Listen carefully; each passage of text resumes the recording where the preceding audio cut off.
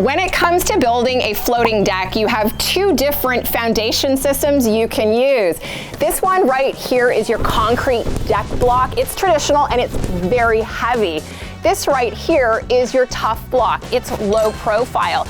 And when you put your joist inside like that, it's going to sit very low to the ground. It's also lighter and very easy to do it yourself. This right here is an essential step for getting a level base. This is going to get rid of the air pockets and it's going to stabilize our deck foundation. Don't skip this step.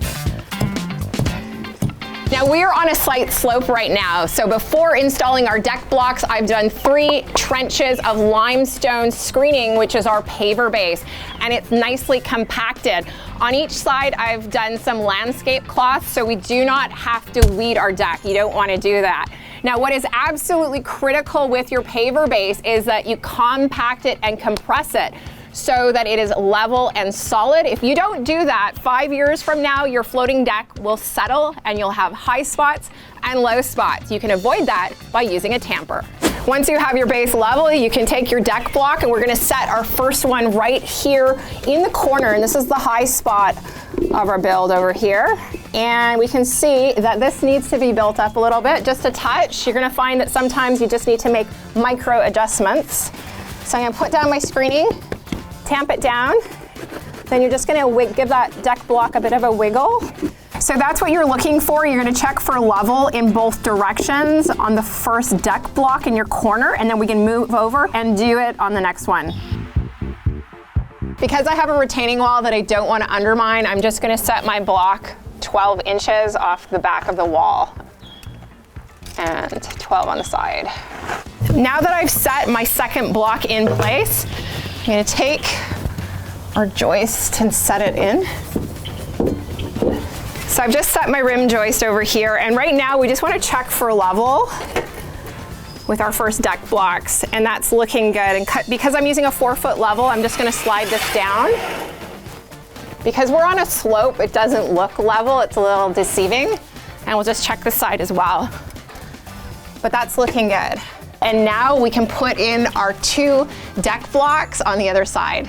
Okay, so once you have your block set, we're just gonna check to see if we can get this level.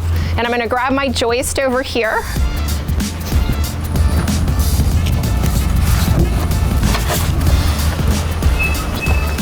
Okay, once you have your joist set, you can check your level to make sure that these 2 corners are lined up.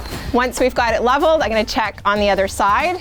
Put it in the deck block and grab our level. See where we're at. Okay, that's good here. Okay, so we've done our sides, and now we're just going to test our corners here on the front.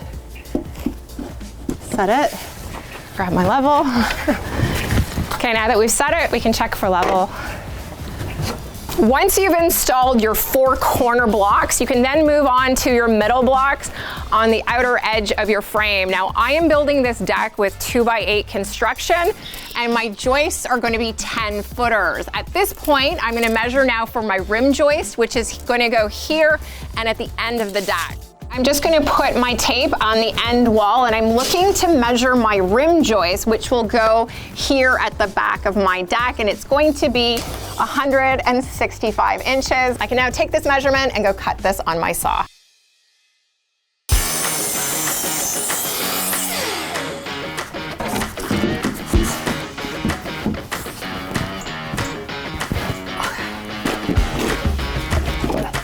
Once you've cut your rim joist, you can prop it up. I'm just using some extra pieces of wood here, and we're now ready to screw in our rim joist here. And because I'm working alone, I have it propped up on some scrap pieces of wood. I'm just gonna take my speed square right now, and I'm gonna mark out the center here just to align where I want my screws, and you can transfer that to along the front, and that can help you line up where you want your screws so they're in a nice straight line. So what we're looking for here is for our joists to be on the same plane and in line. So I'm just going to install my screw about 1 inch from the top. Okay, so that is flush. That's what we're looking for. Now that I have 1 in, I can remove this and install 4 more. and we can square out our deck. Because I want to maximize this deck and build it right up to the retaining wall, I'm having to pull out the joist or pull it forward so I can actually fit my screws in. And this is just to hold it in place so we can square it up. So I'm just going to center it. So now that I've installed the frame, I need to check that it's square. To do that, I need 2 diagonal measurements. I have a screw in the corner. I'm going to hook my tape.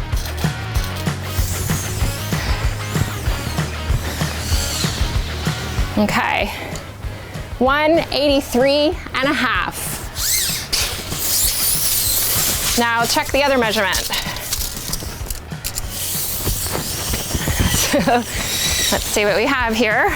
183.75, so we're just out by 1/4 of an inch. I just need to give this a bit of a whack to move it over, and then I'm just gonna remeasure till both sides are equal.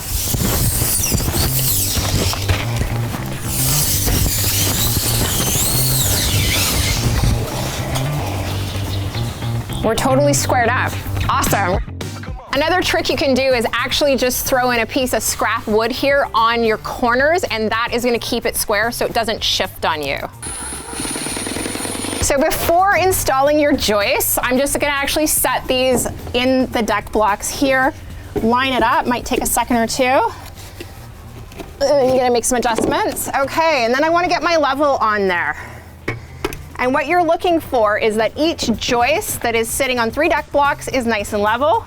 And I'm going to do that on each one before we install our hangers. So each joist is going to need 3 deck blocks for the size of my deck. I'm just going to place them so they're in line here. And for my middle block, it's going to be in line right here, and I'm ready to install my joist. So if you're working by yourself, I think this is the easiest way to set your hangers.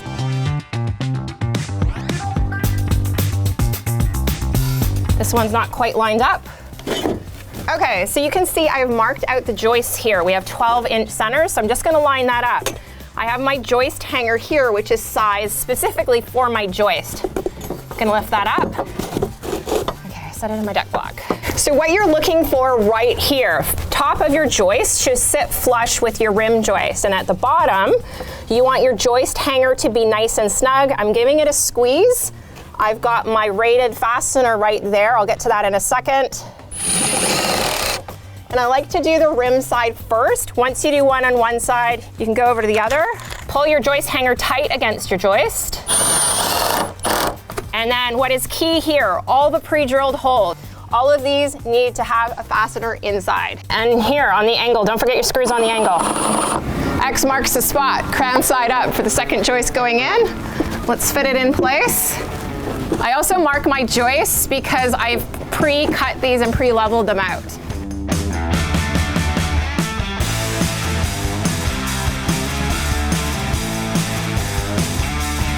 We're ready for our second joist hanger, but what is key here is sizing. So if you take a look at the box at the store, it's going to tell you exactly what hangers you need. These are good for 2x8s or 2x10s, and the fastener right there we're using today, number 9's 1.5 inches. So your fastener has to be rated for your hanger. That's critical. As I go, what am I doing here? You want to make sure that the cut ends of all your pressure treated joists are sealed. You want a good amount of sealer. Wear gloves and seal all your end cuts or any penetrations on your boards. That means if you made a mistake, screw holes, throw some of this in there too. There you go, nicely saturated, and now you can put it in. There you go. Once it's lined up. Ugh, of course it's not lined up. Ugh, there we go. Just gonna check that everything is level and ready for our deck boards.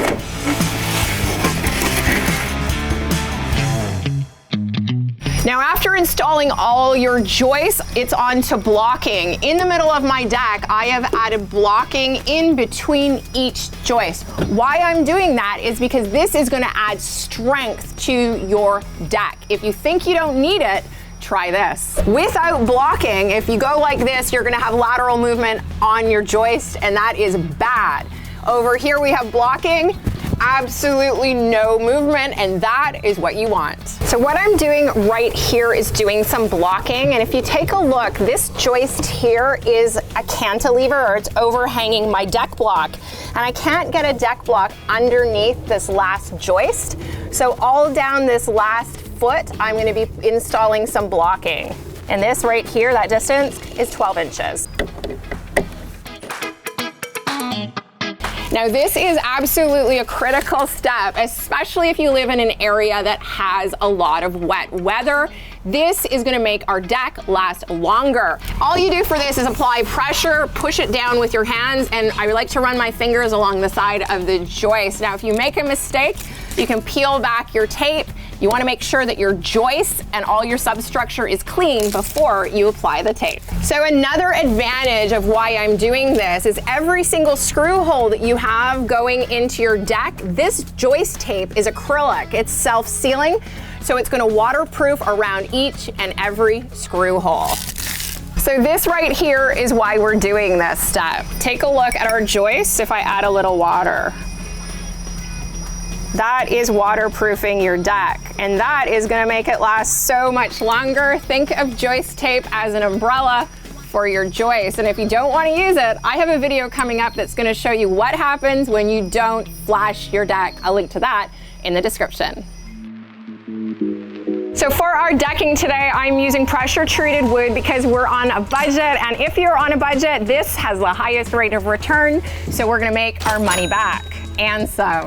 When it comes to starting your first deck board, what I like to do is have about a 1/2 inch of an overhang right here on your rim joist. Today, I'm doing something different though. I'm gonna be using a deck board on the front, which means I'm just gonna need to move my deck board over a little bit more, and now we can secure our decking.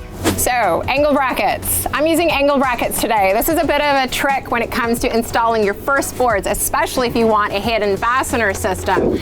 I'm gonna flip my board over here, and if you take a look, you can see I have angle brackets, and I've marked out on the underside in pencil where my angle bracket should be, and this is gonna make sure that all our fasteners are completely hidden. Once you have them all screwed in, I'm just gonna flip my board over, push it, and now we're ready for our fastening system on the back side here.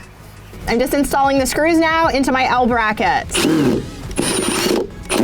Can you see my 2 fasteners? I have a fastener here, here, and here. And the beauty is you can't even see it. Why? Because I'm using this. This is a hidden drive system for fasteners. Let's try this. All we do is give it a squeeze. You want to position this centered on your joist. And then we're gonna take our screw and put it into the little guide here. Now it comes with a drill bit, so you don't have to buy it. And now we're gonna drive it in. And release, and just like that, we have a beautiful hidden fastener. Can't see it? Gotta love it, that's great. And then we get on to the next one, and the next one.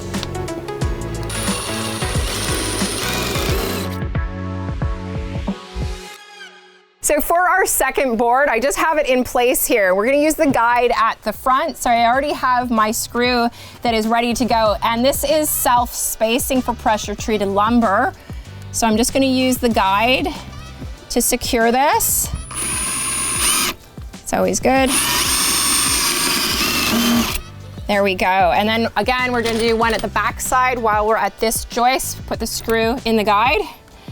And the reason is we need a bit of a gap here for pressure treated lumber. This is critical because we need to account for expansion and contraction of our lumber, but of course pressure treated wood is going to shrink a little bit as well.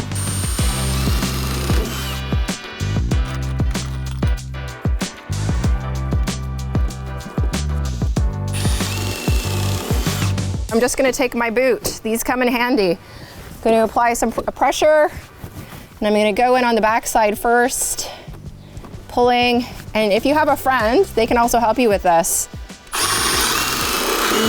There we go. And I'm just installing the fascia now on the front. I have one more board to go. This one I'm gonna have to scribe because I have topsoil going in. It's a little bit rewarding at this stage because the deck is really coming together.